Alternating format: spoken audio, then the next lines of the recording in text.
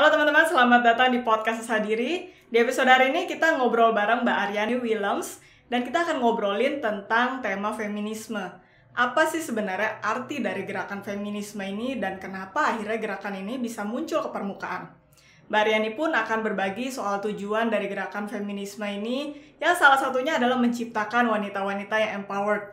Dia pun akan membagikan tips untuk langkah praktikal supaya tujuan tersebut bisa tercapai. So teman-teman, please enjoy this episode.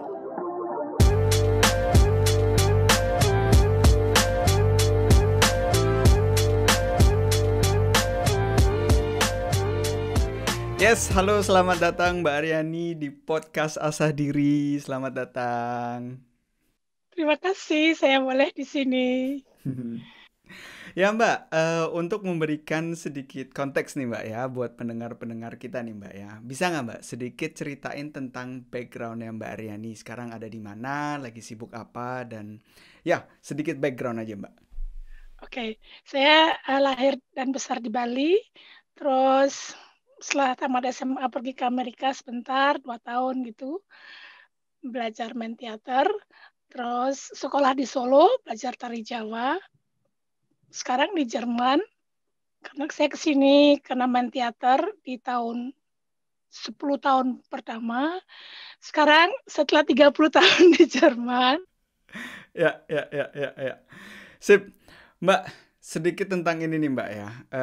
Aku kan sempat ngikutin kita sempat sharing-sharing juga, dan kita juga sempat ketemu tentang satu tema yang kita berdua nih, aku sama Vina, kita pengen belajar nih Mbak dari Mbak nih, yaitu tentang tema feminismus Mbak.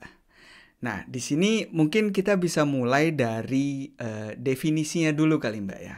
Jadi definisi feminismus itu buat Mbak Ar itu apa Mbak? Wah, ini sebenarnya pertanyaan yang penting sekali ya. Feminismus itu lahir karena adanya patriarki ratusan tahun lamanya, di mana perempuan tidak mempunyai hak yang sama dengan laki-laki. 100 tahun yang lalu di Eropa ada yang namanya gerakan di mana perempuan kalau dia punya anak, kalau suaminya tanpa izin istrinya bisa mengadopsi anaknya ke orang lain. Banyak sekali hal-hal yang terjadi yang kita ketahui, di mana perempuan saya nggak mau lagi diperlakukan seperti itu. Jadi feminismus yang ada sekarang itu hidup dari ribuan perempuan yang berjuang sebelumnya. Di mana kita dulu tidak memiliki pemilihan suara. Tahun 70-an pun di Jerman, para perempuan yang ingin bekerja harus mendapat izin dari lelaki. Saya ingat di Indonesia pun, ibu saya ketika membuat paspor harus minta surat izin suami. Sedangkan suami tidak pernah minta izin istri. Pertanyaannya, karena bedanya kromosom yang XX dan XY, karena beda kaki satu aja, kita dibedakan haknya yang sangat jauh jenjangnya. Kita lihat di Indonesia ada cerita yang di mana perempuan dipingit, dari Siti Nurbaya sampai Ibu Kartini, sampai banyak sekali kisah-kisahnya sampai sekarang, di mana perempuan tidak kalau ada punya anak 4 gitu, anaknya yang 2 cewek, pasti yang lelaki dulu disekolahkan. Alasannya, nanti kamu kan diambil orang. Pattern seperti ini begitu dalamnya, sehingga kita tidak menyadari betapa pentingnya feminismus. Feminismus itu tidak lain hanya hak manusia yang bergender perempuan untuk menentukan hidupnya sendiri. Bagaimana dia ingin sekolah, pekerjaan apa yang dia ambil, siapa yang mau dia nikahi, dan segala macam. Itu sebenarnya sangat profound, basic. Itu berarti momentumnya dari ini bukan sih, Mbak Ar, dari Kartini sendiri bukan sih momentumnya itu dibangun tentang feminisme? Kalau di Indonesia mungkin ya sebelumnya juga pasti ada yang direkod itu jarang sekali. Misalnya gini, coba kalau kita dalam bahasa Inggris, we learn about his story. What about her story? Kalau misalnya ada perang, selalu ini pahlawannya ini selalu diucapkan seperti itu. Kita tidak pernah menyebut dalam sejarah apapun juga, dalam peperangan itu perempuan selalu banyak mengambil andil.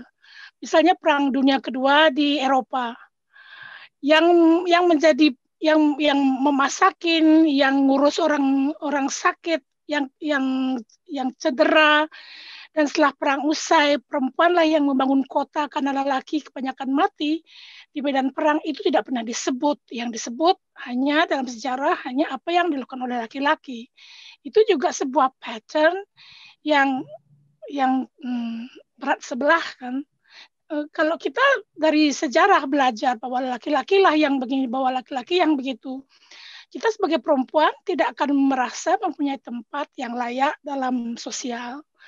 Padahal sebenarnya ketika peperangan terjadi, perempuanlah yang mengurus semua yang cedera perang, yang ngurus dapur umum, yang ngurus anak-anak yang terlantar, yang ngurus DLL-nya.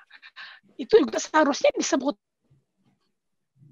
Karena peran itu sama pentingnya dengan yang di garis depan gitu ya. Menurut saya kita harus juga menyebutkan bahwa semua punya peran. Ya barangkali di Indonesia yang tertulis, yang kita ingat atau yang didokumentasikan itu sejak Kartini. Ya, saya kurang banyak begitu tahu tentang sejarah yang tertulis. Iya, iya. Tapi kalau aku ngelihatnya mungkin memang udah ada sejak yang zaman Kartini itu ya, Mbak Arya, di mana perempuan ingin mulai merasa bisa sederajat lah sama yang namanya pria. Cuma aku melihatnya baru beberapa tahun belakangan ini benar-benar terkuak gitu ya, ada movement feminismus ini gitu. Menurut Mbak Ar, kenapa sih akhirnya wanita-wanita ini tergerak untuk ayo nih kita harus memperjuangkan hak kita sebagai wanita gitu, dan apa sih yang kayak akhirnya beberapa tahun belakangan ini jadi pencetusnya? Sebenarnya gerakan itu tidak pernah berhenti, ada terus. Kalau saya melihat dari moyang kita, selalu perempuan tuh berjuang untuk berbuat sesuatu. Kita banyak melihat film sekarang di mana perempuan dulu yang menulis sesuatu harus membohongi bahwa dia seakan dia lelaki, pakai nama bohong, pakai anonim lelaki. Atau perempuan-perempuan yang bekerja di NASA, kita baru tahu sekarang bahwa itu perempuan yang mengurus komputer NASA yang pertama kali, bahwa perempuan banyak menemukan kayak Marie Curie juga tidak begitu terkenal, bahwa beliaulah yang menemukan uranium yang akan dijadikan bom atom dan segala macam. Dalam bidang pendidikan, hukum, perempuan selalu tidak diizinkan. Yang membuat sekarang kelihatan, satu adalah juga sosial media dan internet. Kita juga tidak bisa menyembunyikannya lagi kan. Tidak segampang itu menyembunyikan jejak perempuan apa yang mereka lakukan.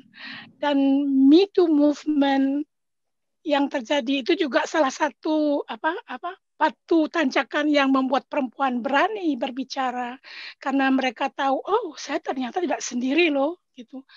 Saya pernah membuat sebuah Frauenkreis, sebuah lingkaran perempuan, 21 orang yang datang, 16 orang dari 21 itu mengalami pelecehan seksual. Lebih dari 60% perempuan mengalami pelecehan seksual.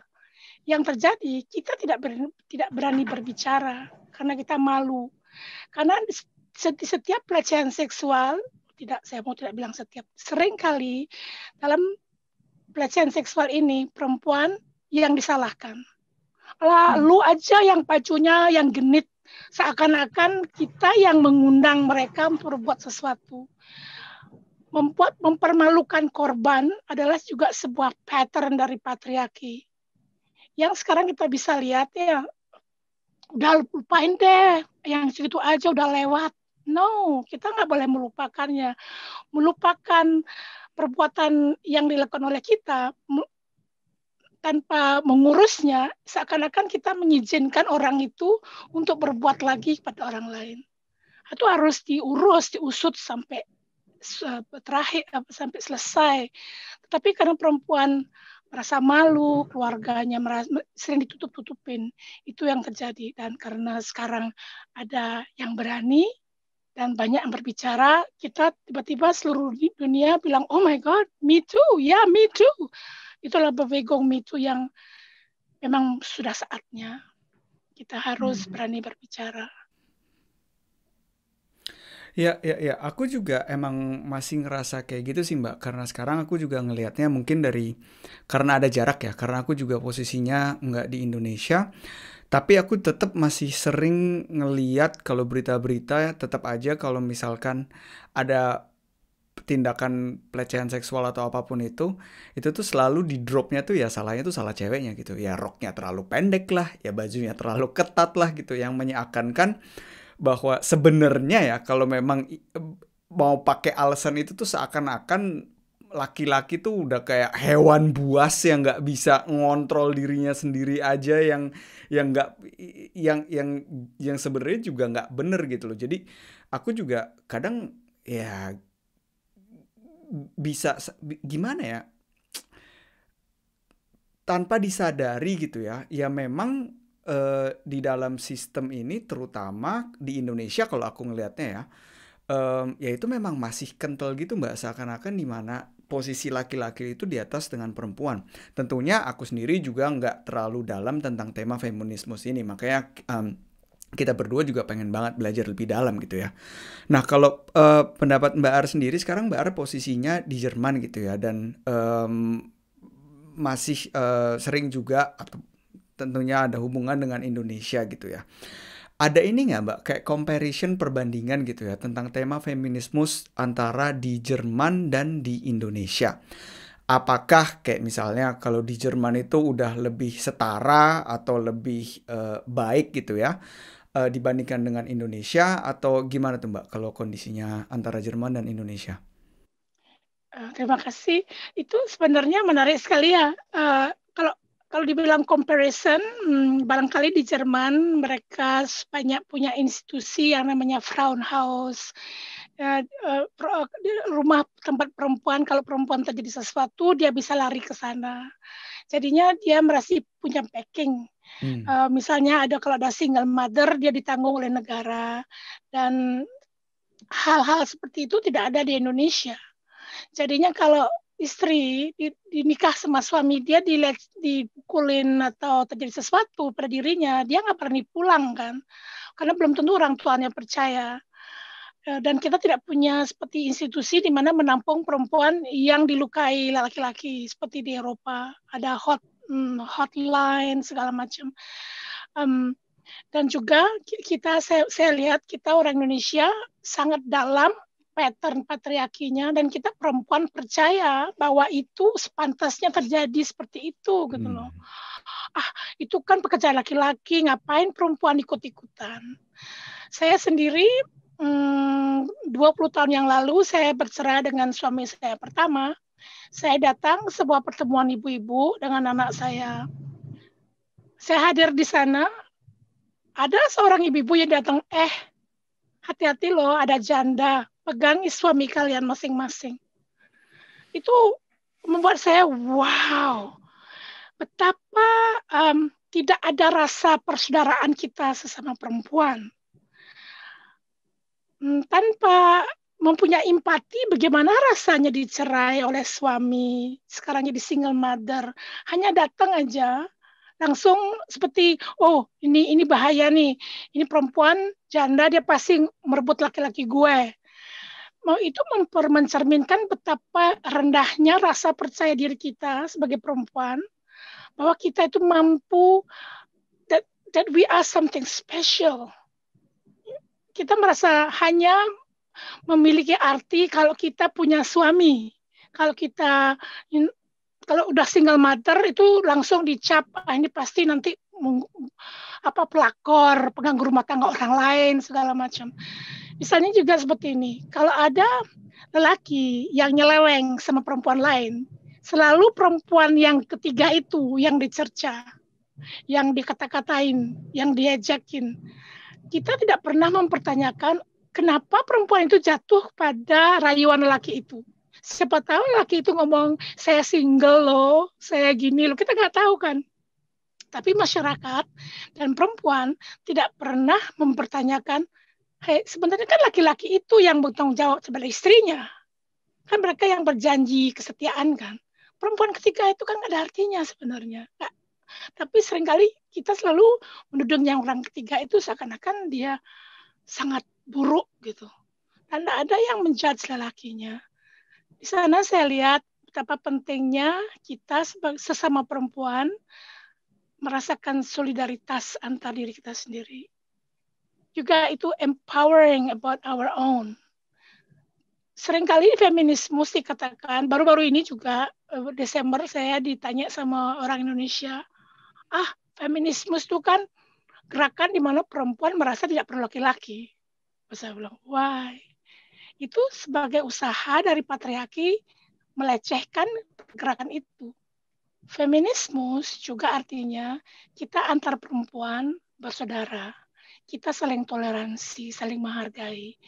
Kalau antar perempuan itu kuat hubungannya, nanti kalau ada perempuan lain nih yang dilecehkan, dia akan punya tempat di mana dia dihibur,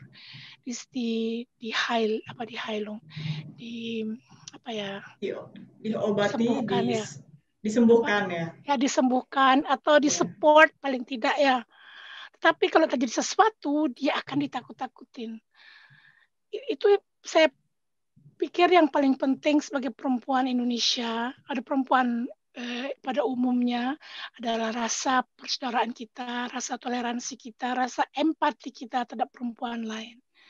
Itu yang masih sangat tipis terjadi. Karena kita sangat percaya dengan pattern patriarki itu, sehingga kita menganggap kalau perempuan janda, dia pasti ngerusak ini gue. Kalau perempuan ini pasti dia begini. Kalau tiba-tiba perempuan muda naik mobil, pasti dia jadi perek, jual diri. Kita selalu negatif pada diri kita sendiri. Itu yang satu poin yang kita bisa pelan-pelan, terutama kalian generasi milenial yang bisa seharusnya bangga dong punya orang yang wow, kamu muda sekali bisa punya jadi entrepreneur, sukses, selamat. Kalau pengen tahu caranya kan bertanya, tapi yang kita sering lakukan adalah bisik-bisik aja.